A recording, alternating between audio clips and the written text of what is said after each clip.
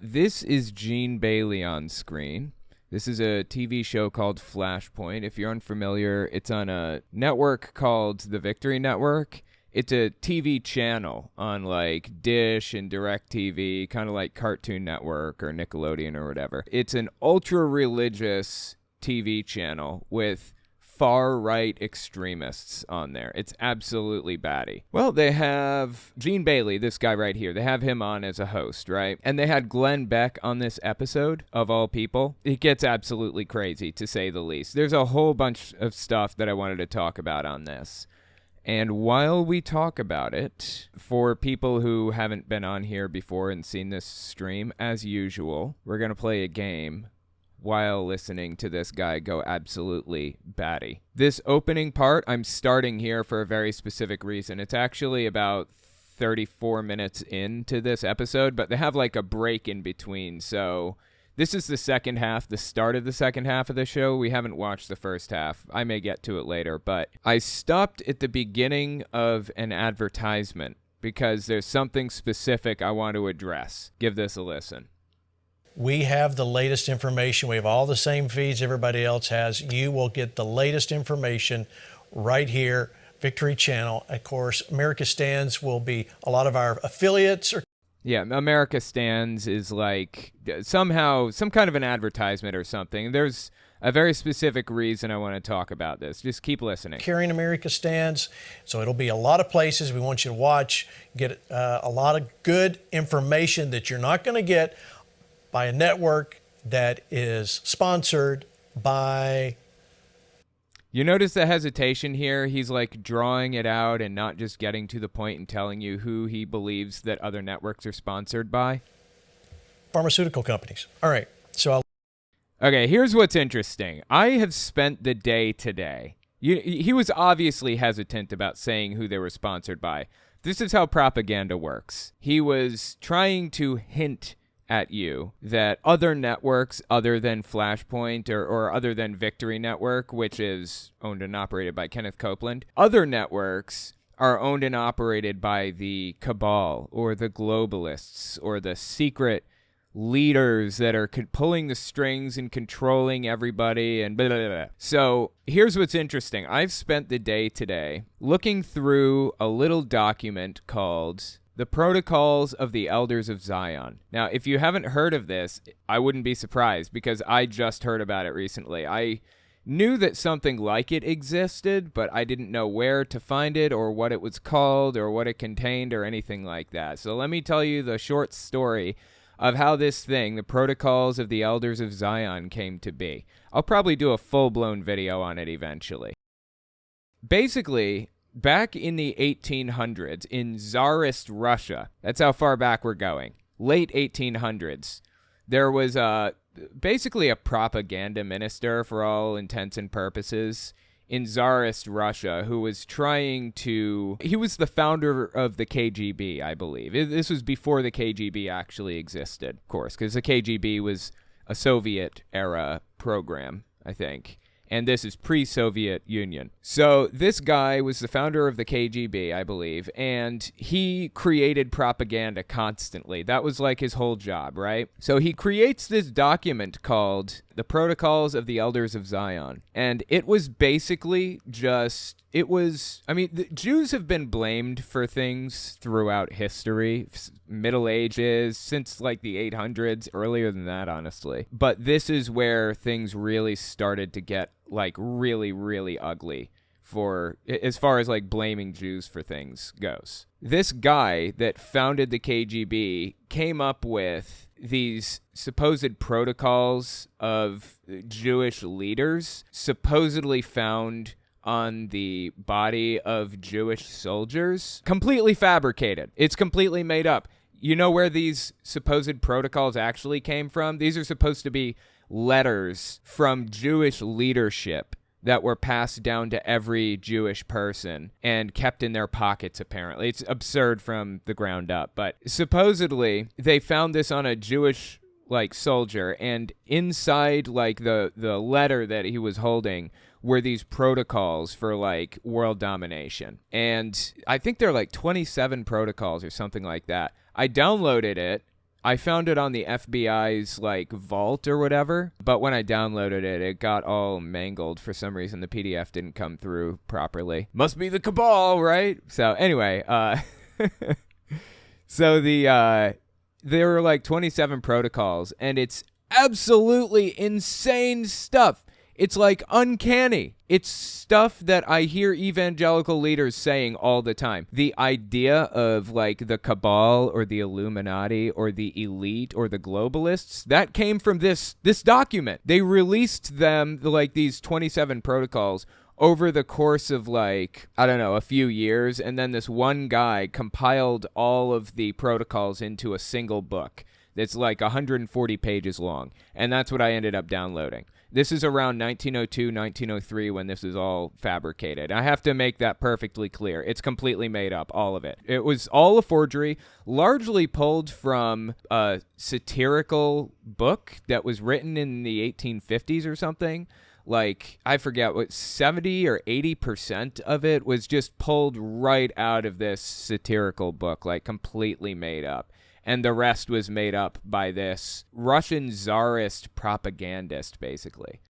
So anyways, God, I wish I could pull it up. I did post some things on my Twitter account if you guys want to see just like some excerpts. But to get specific, just give you a couple specific examples. There's this thing called the Seven Mountains Mandate, okay? Well, the idea of the cabal, what Gene Bailey just mentioned, that's from the Protocols of the Elders of Zion. The whole idea of a Jewish elite that is like pulling strings behind the scenes and trying to control everybody through the media and by controlling education and the economy and everything and the big banks. That is all straight out of the Protocols for the Elders of Zion. No joke. And it's so transparently fake too, because it says, you find words in there like, they'll get really specific about who they're talking about in this book. So just imagine with me for a second. This book's supposed to be written, or these protocols are supposed to be written by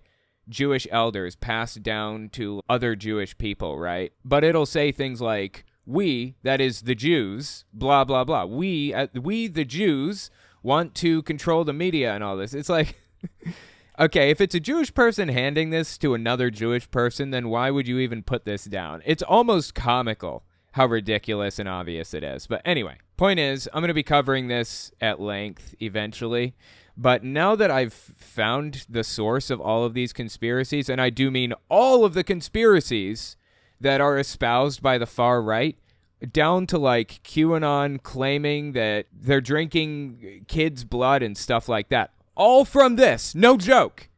Every major conspiracy that you can name came from this. Now that I have found this document and have just gotten to like page 6, honestly, and already found like a ridiculous number of similarities, I'm going to be pointing it out throughout the entirety of this clip that we're watching here.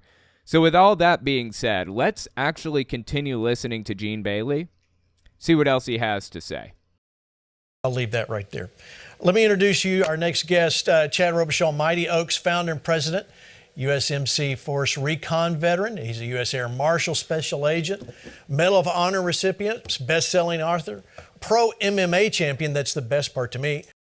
Okay, so what he's doing here is talking up his next guest. And if you notice, he's having him on here to give political commentary. That's what he's getting his guest on for, right? This is what Flashpoint and more broadly the right is all about. He's getting him on here to give us political commentary, and instead of talking up his education or his degrees or his insight into political matters, he didn't run for Congress, he's not involved in the political scene or anything. You know what's so special about this guy? He's an MMA fighter. That's what they're talking about. He's a veteran. That's what they care so much about. They don't give a shit if you went to college or even know what you're talking about. It means absolutely nothing to them. What matters is you're an alpha male. That is the headspace that these people are in right off the bat. I just want to point that out. Now let's keep listening. And Save Our Allies co-founder, welcome, Chad. Thank you so much. In fact, let me just say this. Save Our Allies has safely evacuated over 17,000 people that were trapped in Afghanistan. And now you're coming to us from Ukraine. Chad, give us a... By the by, do not trust a word out of these people's mouths. They lie for a living, no joke. If there's a fact that they lay down for you, check it. Check it before believing it, okay? I have not checked the fact that they just laid out for us about them saving people from Afghanistan or whatever. That very well could be. I just want to make sure everybody checks their facts before believing anything you hear from these people. An update on what it's really like there. This is the first time you've been inside, I understand, in several days. Yeah, we had been outside all week, so it's nice. We just got a shower, wiped all that Ukrainian mud off of me, and but it's been a incredible week. I do want to say though, excuse me, but I'm not a Medal of Honor recipient. I don't want to steal that from the brave. Ooh, stolen valor is not a Medal of Honor recipient. That's risky. I don't know where they got the idea that he's a Medal of Honor recipient. They really shouldn't have said that. That means a lot to people in the military. Stolen valor, that's a big fucking deal. Men and women who gave their lives and done so much. So, but nonetheless, here in Ukraine this week has been just absolutely both encouraging for the things we've seen, but also heartbreaking.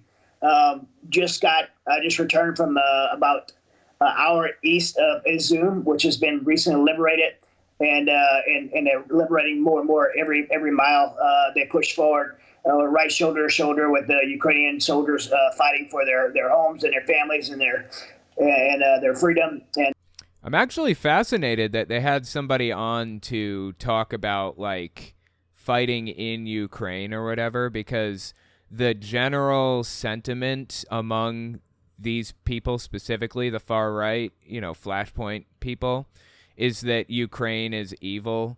And there's a really interesting reason for that assessment. So these people are basically QAnoners, okay? Here's where it gets interesting. Putin's fingerprints are all over QAnon, all over it. Seriously. Like, they've come up with new conspiracy theories even recently that are perfect mirrors of what Putin would come up with, like claims about like biolabs and stuff like that, and America's working in there to create biolabs and all that other garbage. That benefits nobody but Russia and Putin. And Putin has been spreading those ideas around publicly to his people for a while now.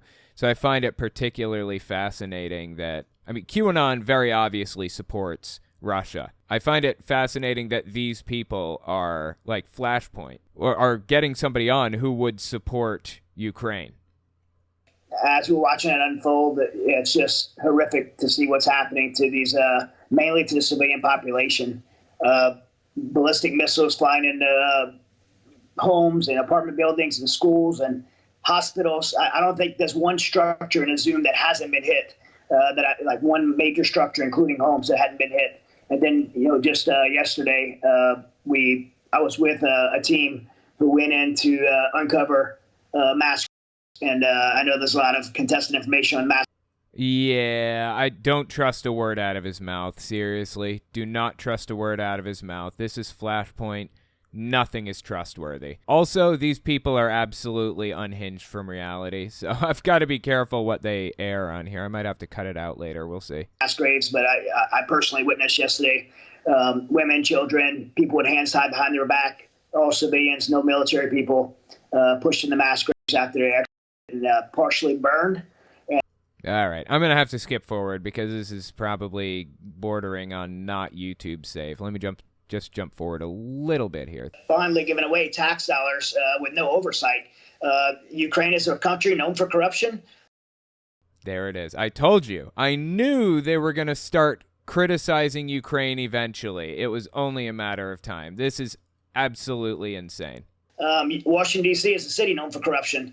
And what I'm seeing on the front lines, I'm not seeing any significant support that would come from the West. I'm personally, my foundation is giving soldiers medical gear. All right, now I have one of my guys on the front line with Ukrainian Special Forces, giving medical gears, individual first aid kits, and teaching them how to use it. This should be something that you think that billions of dollars would go to, but we're a nonprofit having to buy these things. So the money's not. Wait, having to buy what? He just said he was just teaching them how to do first aid. And actually, what the U.S. is doing, we're not really just giving them money whole cloth. I mean, we probably give them a little bit of cash, but really we're just giving Ukraine, like, weapons and supplies and stuff in large part, from my understanding. So I'm not really sure what this guy is going on about here. Not hitting the front line. The only thing I will say that I've seen is that I counted between 40 and 50 tanks that were destroyed in the last few days. And I've seen blown up tanks around the world, and I've never seen tanks melted to the ground before. So somehow these javelins, I'm assuming the javelins are being successful at taking out Russian tanks, and they're literally melting them to the ground. I've never seen anything like it. Wow, this is really interesting. So this guy's got to walk a fine line between loving the U.S. military and the things that it provides and hating who it's providing it to. That's really interesting. Let's talk about, first off, Glenn, I mean, do you find any of this a surprise? I'll let you respond to this. No, I really don't. But Ooh, Glenn Beck. Okay, let's see what he has to say. If you're unfamiliar with Glenn Beck, he's famously a far-right propagandist, has been for a long time, runs a TV network called The Blaze, I believe, or a segment or a podcast or something. I'm not sure exactly what The Blaze is, but I think he hired Dave Rubin to work at The Blaze TV network, didn't he? Pretty sure. But I would like to ask Chad. Also, he's a Mormon, Glenn Beck is, but he still kind of fits in with, like, the Christian Nationalists. Definitely fits in with them. It seems as though the leadership around the world is just itching for nukes. I mean, it's weird the way the leaderships of many countries are discussing nuclear weapons. I don't think anyone's itching for nukes. Everybody is really, really worried that Putin is going to do something stupid. The dude is in his late 70s or early 80s. Or no, maybe he's 70 now. Putin, I don't remember how old. Anyways, he's getting up there in years. And I think it came out recently that he has cancer. Is that right? I mean, I haven't checked, so somebody correct me in the comments if that's not right. But yeah. The New York Times, I think in an irresponsible way, named the regiments and the names that the Ukrainians recorded and the New York Times verified, where they were having conversations calling home, and they were admitting to war crimes. They were just eviscerating the Russian military and saying that Putin is a fool, this isn't going well, all these people are dying, war crimes are coming, and we're being ordered to do it. Where does all of this lead? I'm just fascinated by the fact that these people are, like, straddling this line between loving the U.S. military and hating Ukraine simultaneously, and also not supporting Russia but supporting Putin. It's just weird, man.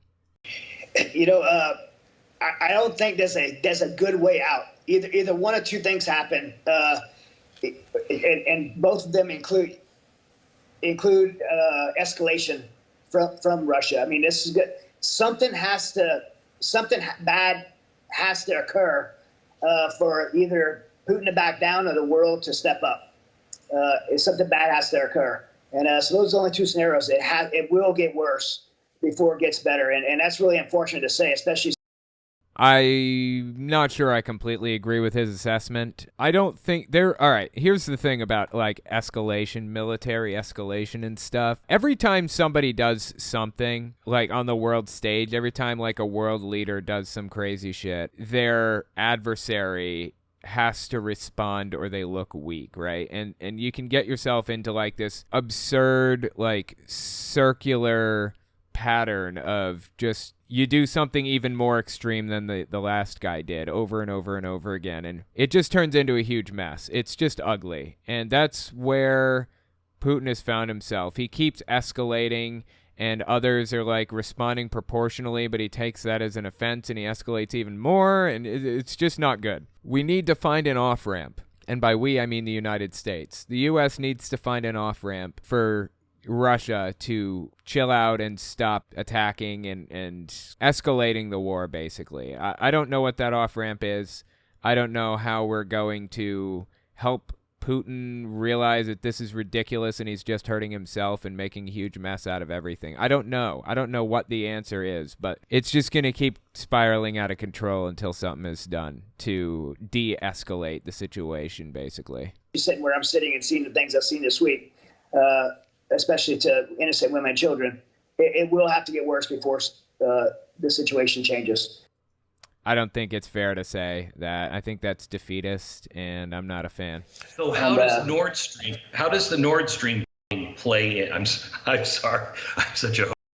Nord Stream is this pipeline that transports natural gas, I think, or whatever, from Russia to like Europe, the rest of Europe, Germany and stuff. If you're watching this 5 years in the future, there was a recent sabotage, a hole in this gigantic pipeline, and everybody's pointing fingers at everybody else. You know, was it Finland? Was it Russia? Was it the U.S.? Who was it? Who busted a hole in this thing? Honestly, we don't have enough information to determine who it was, so I don't know. Host myself, I'm sorry, I don't mean it. But how does the Nord Stream... you give him just a little bit of space, and he takes over the whole show. I have Chad on my show on Monday. No, go ahead. I can't wait to talk to him about all this, but I can't wait. What does Nord Stream mean to you? Who could have done that, or who would have? There is not enough information to know who did it, and speculating is stupid and ridiculous, which is why I didn't speculate myself. We just don't know. We don't know who sabotaged it. If it even was sabotage, it's very likely, in my opinion, that somebody probably sabotaged it, because it's a gigantic pipeline that's you'd have to have high-grade explosives, I would think, to penetrate that thing. But there's no basis to believe that it was anybody over anybody else. Honestly, this will tell us his biases, because this is about as like low information as you get. So who does the guy not like? Who is he willing to point the finger at here? Of which country did it, but first it goes through the Danish control the waters where it was hit. A lot of people got environmentalists that are worried about it. A lot of people are scared. How's Russia retaliate? Russia has one natural commodity, and that's oil. Without the sale of oil, they have nothing, and they could be economically sanctioned through maybe not through diplomatic purposes, because we're not seeing them do it, but through this pipeline.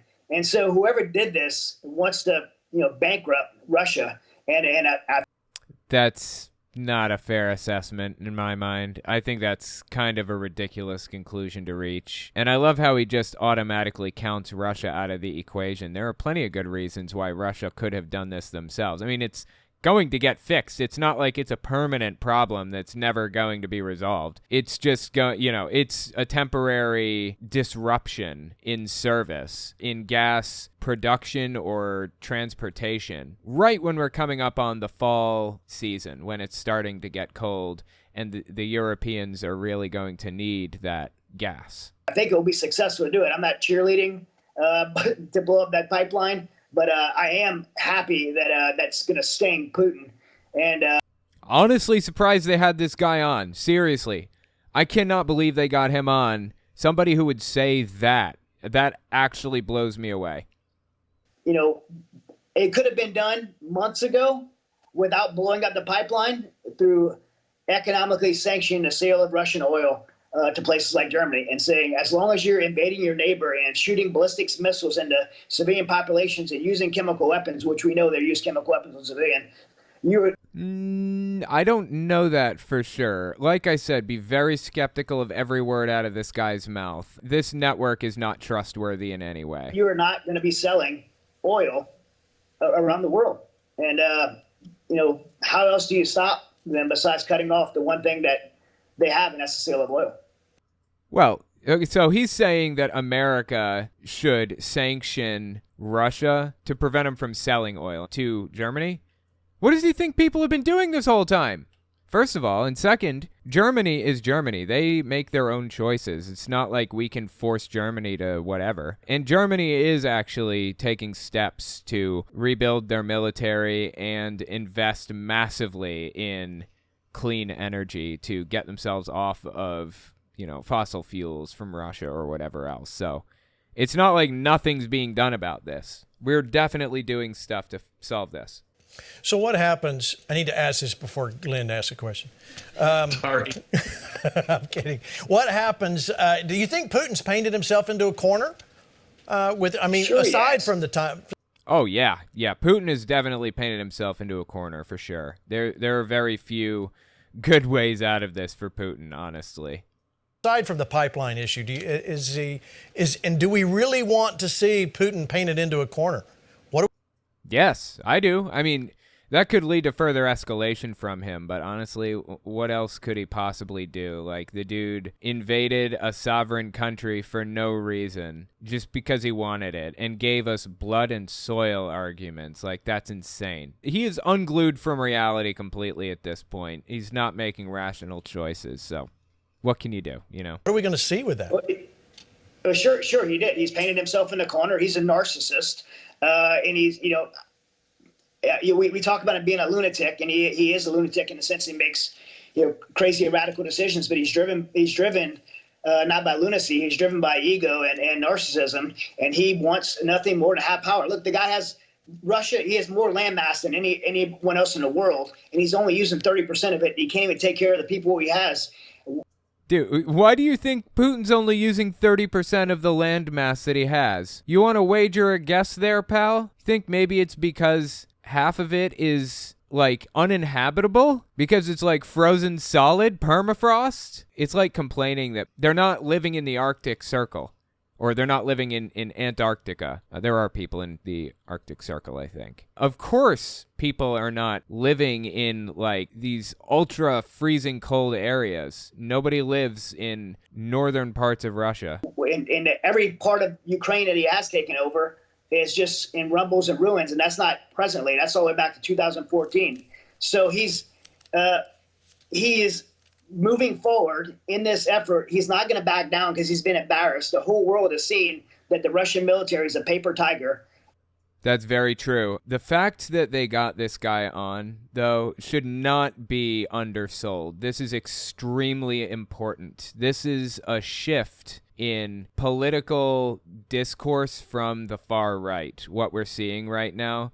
They have, the far right, Kenneth Copeland and other evangelicals, have spent the past year or so building Putin up to the point that there is a very real movement on the right that are massive fans of Putin, like huge Putin fans. And if you want an example, let me see if I can find one. I'll show you what I'm talking about here. Hang on. Okay, you know what? I'm still planning on talking about this on my podcast, but I'm just going to flip over and show you guys what I'm talking about now. This is a prime example right here. This is Michael Flynn. Michael Flynn is a leader in the QAnon movement. QAnoners look up to him.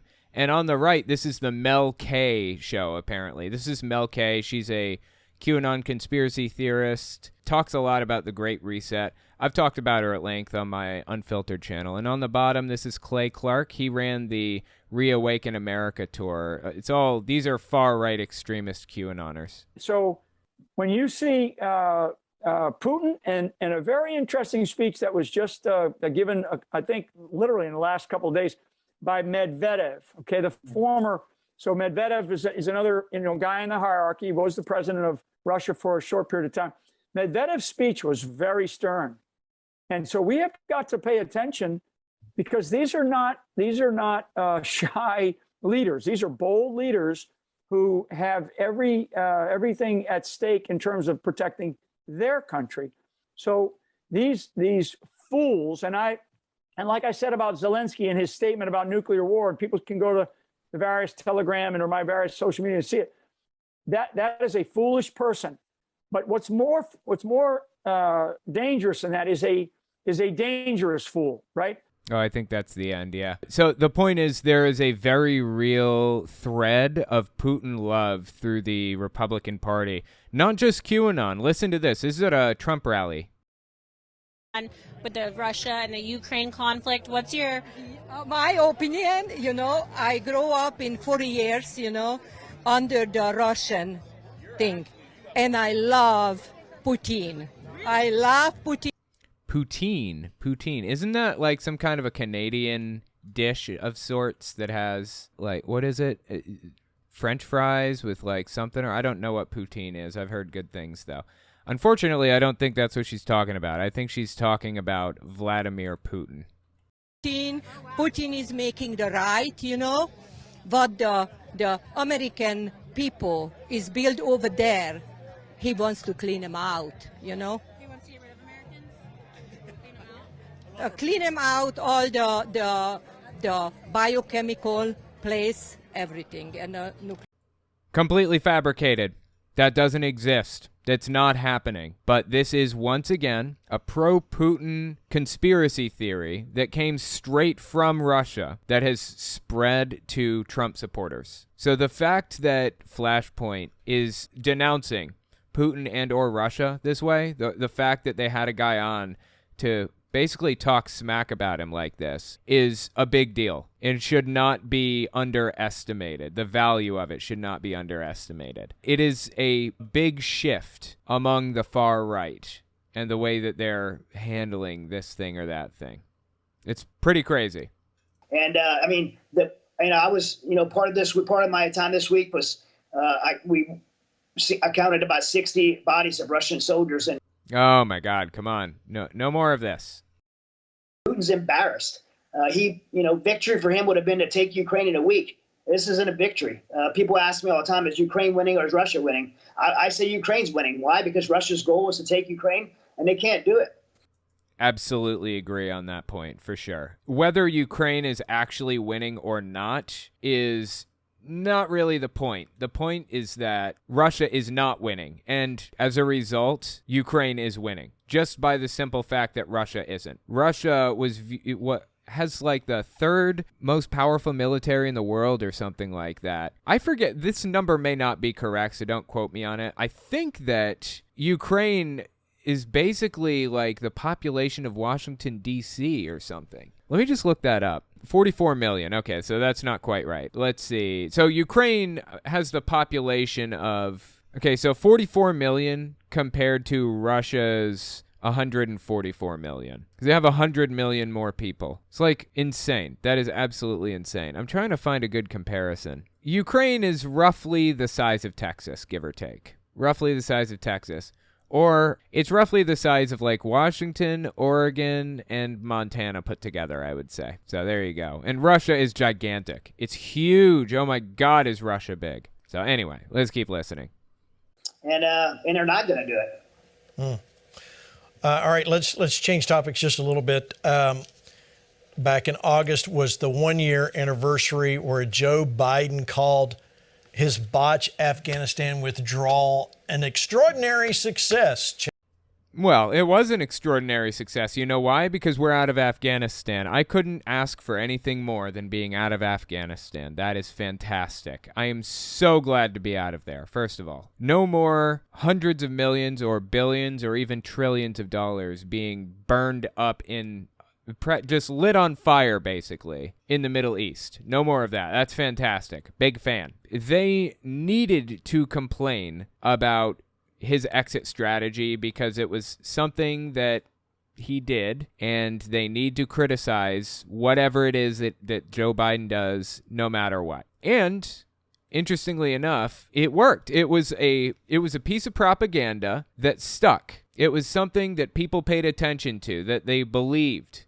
Not all propaganda works. That's why they have something called the fire hose, or the fire hose of falsehoods is what it's called, right? And Putin actually, I don't know that he invented the fire hose of falsehoods, but he put it to use heavily in 2014 when he was trying to take Crimea. The fire hose of falsehoods is a propaganda method where you spread as many lies as you possibly can, whether they contradict with each other or not, whether they are cohesive or make any sense at all, it doesn't matter.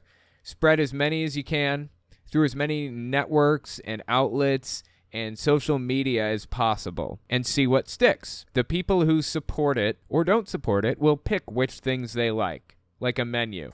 Go through it and, well, I'm not really sure how I feel about the biolabs claim about America and Ukraine being in cahoots together building biolabs or whatever, but I am kind of a fan of the claim that there are Nazis in Ukraine, so I'll go with that one and start repeating it without any evidence at all. That's the idea behind the fire hose of falsehoods. Let me step back just a few seconds here.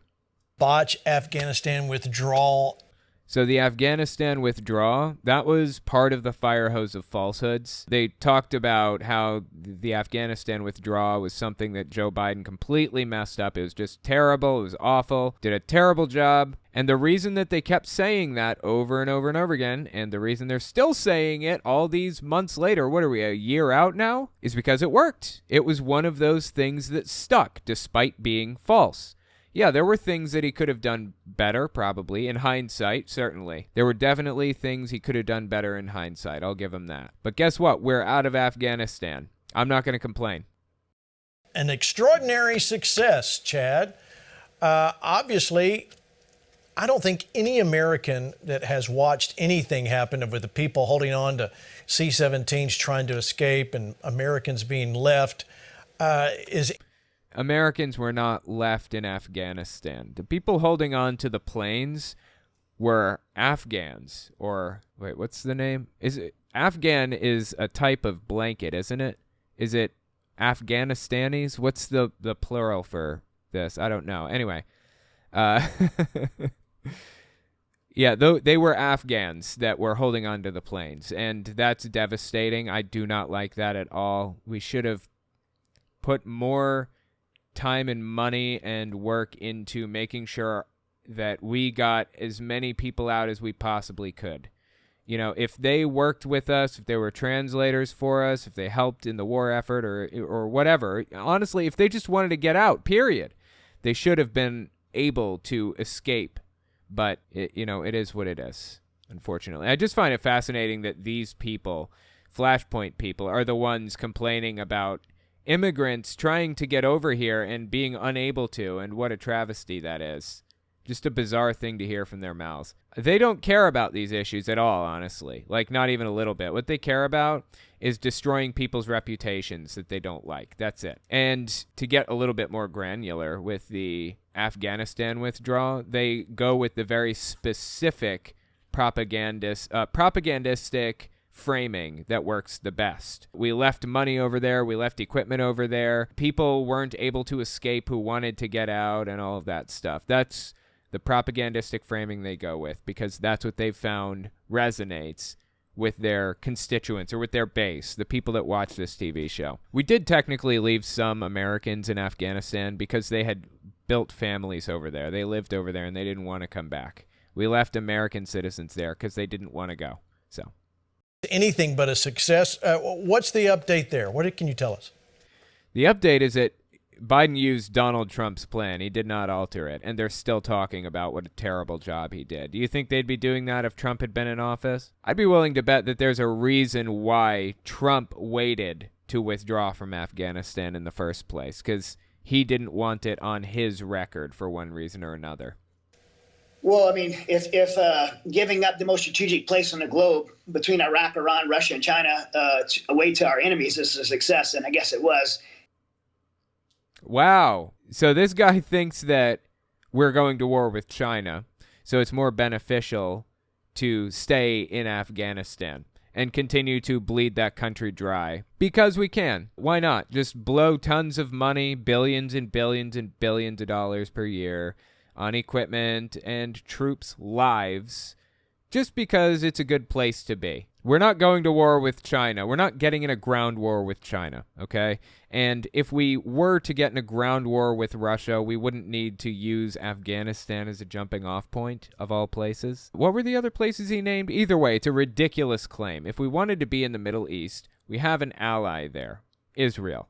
We don't need to use Afghanistan as a jumping off point while continuing to light money on fire for no reason while we're there. If let 13 of our service members die and 80,000 of our allies that fought us alongside of us 20 years, if leaving them behind is a success, then everybody who wanted out got out.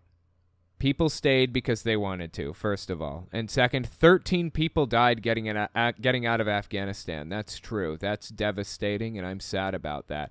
I wonder, the alternative would be to stay, right? How many people would have died if we stayed, I wonder? The right option was to get out. I can't even believe I have to say this. I guess it was. I mean, look, he made everybody knows he made a terrible decision. I don't think it was a mistake. I don't believe it was incompetence. I believe it was a deliberate decision to. Oh, wow. Deliberate decision. To move out of Afghanistan and leave our allies behind and create a vacuum that would be nothing more than a terrorist safe haven. You got Zahiri walking around free in Kabul along with Al Qaeda. Let's not forget that the Doha agreement that agreed with the Taliban not to have terrorists there was a complete joke because the Taliban are terrorists, and they now have Afghanistan as terrorist safe haven. Russia, China, Iran all have access to billions of dollars in our equipment, to Bagram Air Force Base, the most strategic place in the globe. This is all propaganda. It is all propaganda manufactured to freak people out, nothing more, nothing less. And they've been testing this propaganda out to see which things stick the best with people for like months. Since it happened, like years ago, whenever it was they pulled out of Afghanistan. Why are we even still talking about this? Honestly, dude got us out of Afghanistan. I cannot complain. Iran could get oil from China. I mean, China could get oil from Iran, sanctioned oil across Afghanistan. The mineral rights in Hindu Kush are belong to China now. It was a terrible thing at every level, and it showed a complete. Wait, does China have good relations with Iran? I don't believe they do, first of all. Second, if they wanted oil from Iran, they would get it. It's China. We're not the world police over here. And third, I don't think China wants Iran to have, nuclear weapons either, which is the whole point of the sanctions. I don't think anybody wants Iran to have nuclear weapons, but if they do get nuclear weapons, it's at least partly thanks to Republicans completely shredding the Iran deal. Thanks for that. Incompetence and ability to lead from a national security standpoint and a global security standpoint from the President of the United States. Now Everything is Joe Biden's fault, and it's all just It's not incompetence, you heard, right? It's not. He said it's not incompetence. It is deliberate. It's a deliberate attempt to destroy America. You were involved and helped produce a recent documentary called Send Me. What was your hope by doing that? Well, I mean, for me, it started off simple and maybe a little bit selfishly. I went to go get my interpreter. My interpreter, like many veterans that served in Afghanistan, was someone very close to me. I've served on 8 deployments with him. He's my friend. He saved my life multiple times. His wife and 6 kids are there. I had to go get my friend or he would have been killed. And so I started by putting a team together from Mighty Oaks to Save Our Allies with the Independence Fund. We put This is one of my big complaints about people about how the U.S. got out of Afghanistan. We left a lot of the interpreters and stuff behind. And, maybe we didn't have a choice. I get that we probably didn't, but I don't like that. They helped us. They should be able to make it over here, in my opinion. This Save Our Allies coalition together to go get Aziz, and ultimately we got him, his wife, his 6 children, and 17,000 others that we got out. And I know if Glenn's still on, there's a lot of partners that helped us to do that. And one of them is Mercury One and Glenn Beck, who made it possible to facilitate aircraft to get the people that we got out. Yeah, absolutely. I'll go to Glenn right after this. Let me play the trailer to Send Me. Watch. Okay, so this is the guy's propaganda film, apparently. I can't imagine what's in it. It's impossible to explain the level of desperation that people felt. I mean, you just think the first couple days when people were trying to hang on to the bottom of C-17s, that's desperation that America. I remember that. That was pretty sad. People were desperately trying to get out of Afghanistan. They really wanted out, and that was not going to help them. Holding on to the planes, the wheel wells and stuff, not safe. Americans don't understand that level of desperation. It was a very clear mission, which was to go rescue Aziz. I knew that if I didn't personally intervene, Aziz would die. Chad and I connected. We had worked together over the last several years, and I just said, how can I help? It's great we're going to go help Aziz, but I'm talking to this orphanage over here that's 3,500 orphans. Let's not just help this limited group. Let's help as many people as we can. 24 hours later, tickets are booked. Then we're getting on a plane. I knew I would be... Not only are they criticizing Putin and or Russia, but they're also describing bringing immigrants into the United States, which I'm all for. I think that's fantastic. I want more immigration. In fact, we should open the floodgates completely, just wide open. Let them in my opinion. But these people are supposed to be opposed to that. I am absolutely fascinated that they are endorsing and praising bringing immigrants into this country. Okay, for the first time I think ever, I am on the same side as the person that Flashpoint is currently on the side of. I mean, I don't know this guy's history. He's probably terrible in a lot of ways, but this one thing, fantastic. Also, the U.S. promised them on condition of their help that they would give them visas. Oh, I didn't know about that. Yeah, absolutely. I think they should have come over here without a doubt. Also, we froze all of Afghanistan's assets, and that's causing massive hunger. Yeah, that's true. Although we froze their assets to prevent the Taliban from accessing it. It's a complicated situation that I just don't understand enough. I'm just hoping and trusting that the people in charge do understand it, at least better than me. I'm sure they do. More of an asset working with whoever's on the ground. The military was not allowed to go outside the wire. That was the rules of engagement. They can't go outside and help people. Americans, something can happen right in front of them. They can't go outside and help. Taliban. Okay, Americans should not be outside the wire. That's kind of ridiculous. All right, I'm jumping ahead because this is kind of boring. All right, let's see what else they have to say here. The movie, sendmemovie.com. Go look at it, watch. I haven't seen it yet, but I'll definitely do that. The movie, sendmemovie.com. Is that the web? Oh, no, it's just send me movie. Okay, why did he say it that way? That's confusing.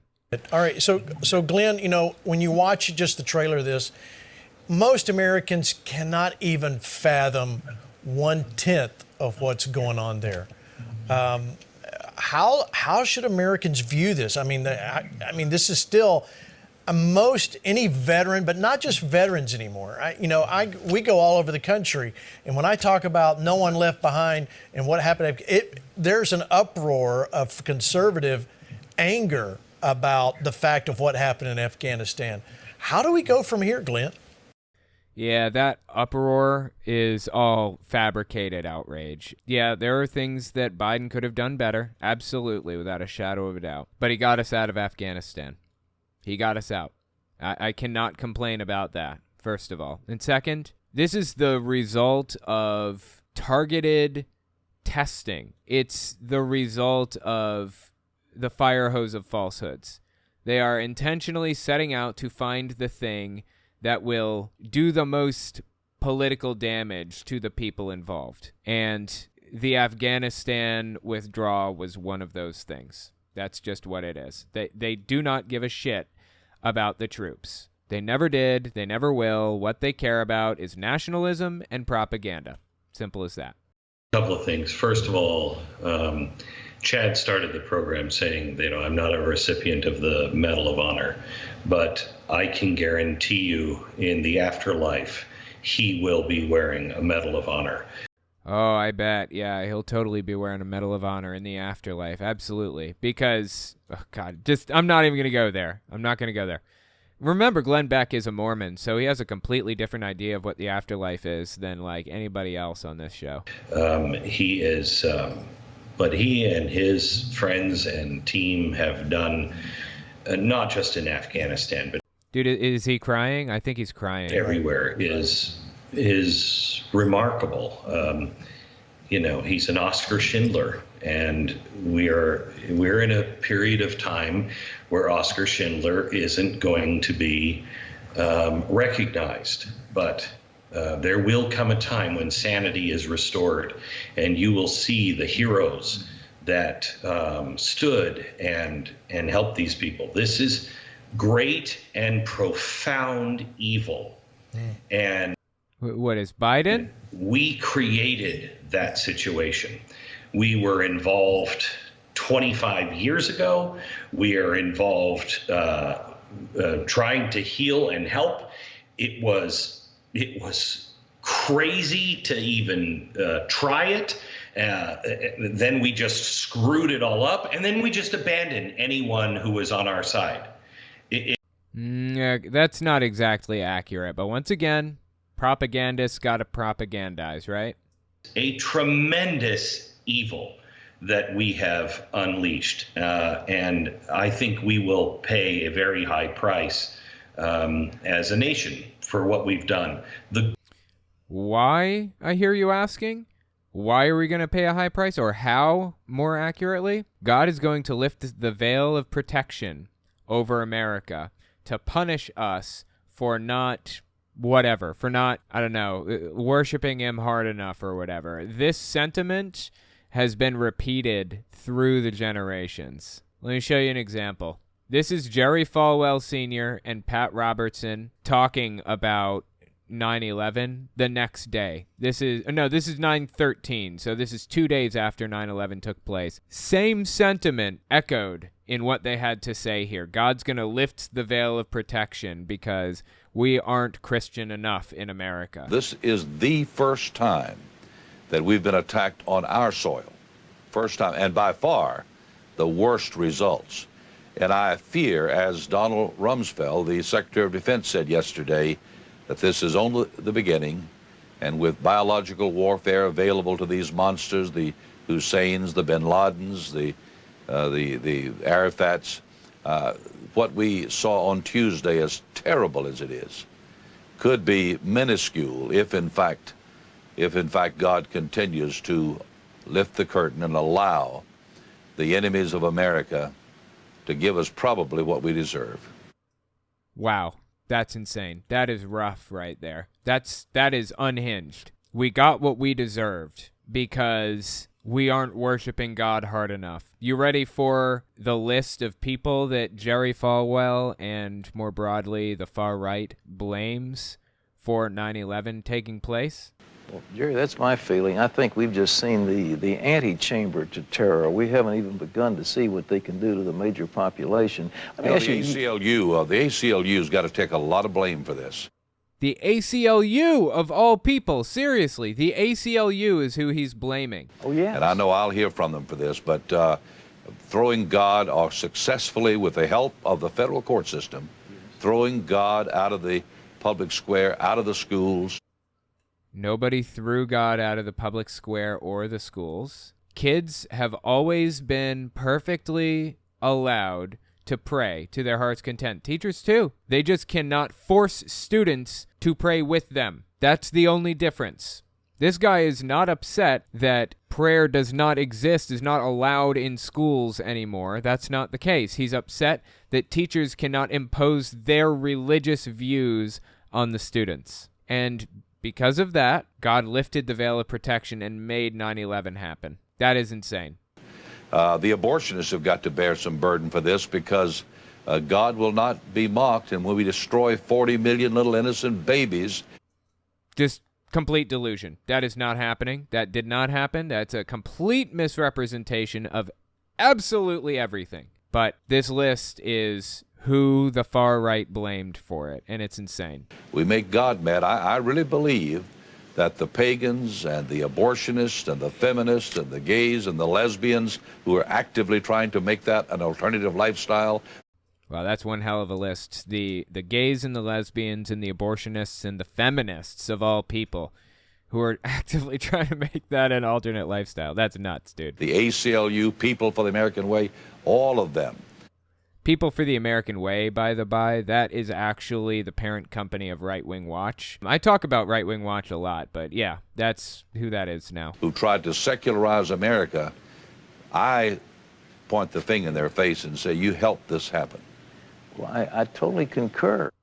So, anyway, that's the far right. That's where they are with the whole issue. And that, Glenn Beck's parroting the exact same thing right now. God lifted the veil of protection because we didn't love him enough or some other insane nonsense. The good thing is that the American people saw that. There is a was just in Italy a couple of weeks ago and talking to the people over there. Most people don't understand. This is happening all over the world. You know, we think it's Republican and Democrats, and that's how they keep us fighting. The real truth is, it is elites and the average person. Here's what's fascinating. You remember at the beginning of this stream, I talked about the protocols of the Elders of Zion. You remember I mentioned that? This is right out of the handbook. No joke. Right out of the handbook. This was originally produced in Russia, or by Russians or for Russians or whatever else, for a Russian audience. And then it was mentioned in Mein Kampf and then printed and distributed en masse by, Joseph Goebbels? I don't know how to pronounce it. I think that's right. By Hitler's propaganda minister. It was the whole basis for the Nazi movement. What Glenn Beck is doing right now is repeating verbatim the exact propaganda, literally exact propaganda that Hitler used to whip people into a blood frenzy over the Jews. No joke. No hyperbole. All over the world.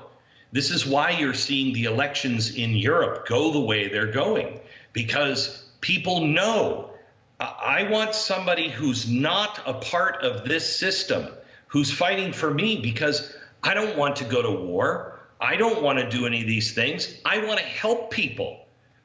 And we're being pushed in all of these directions that none of us, or I should say probably 80 or 90% of us, even want to go if we understand it. So we just have to do, you know, you asked earlier, what can people do? Look at what happened there. Right. How many thousands of people, Chad, total? I mean, not just you, but total. Wait, is the guy on the right's name Chad? Because the guy on the left is Gene Bailey. I thought the other dude's name was something else. I didn't know it was Chad. What a name. 20,000 lives were saved? We did 17,000. The United States military did 100,000. But, you know, the great thing about the NGOs, as you know, probably know, Glenn, is that the United States military, no fault to the service members, but the United States government did not vet any of those people they put on planes. All of the NGOs, like, you know, your guys at Mercury One, like us, we vetted each one that we brought out, and these were quality individuals that we knew who they were, people that we served with, women and children that were vulnerable, Americans that we got out. These were all people that were going to be left behind, and many of them would have been killed because of this, you know, their loyalty to. Yeah, just super nationalist propaganda. I mean, I'm all for getting people out, but like I said, don't trust a single word out of these people's mouths. I don't even know that this guy even really went over there. It's very possible that he's just making things up to radicalize people. Seriously, that I've seen this program do that kind of thing before. It's unhinged stuff. No joke. So anyway, I'll tell you what, guys, that's where I'm going to end it for now. If you want to see more of this, I'm probably going to be covering it tomorrow morning, 11 a.m. on my Unfiltered channel and my Twitch channel simultaneously. So come check that out.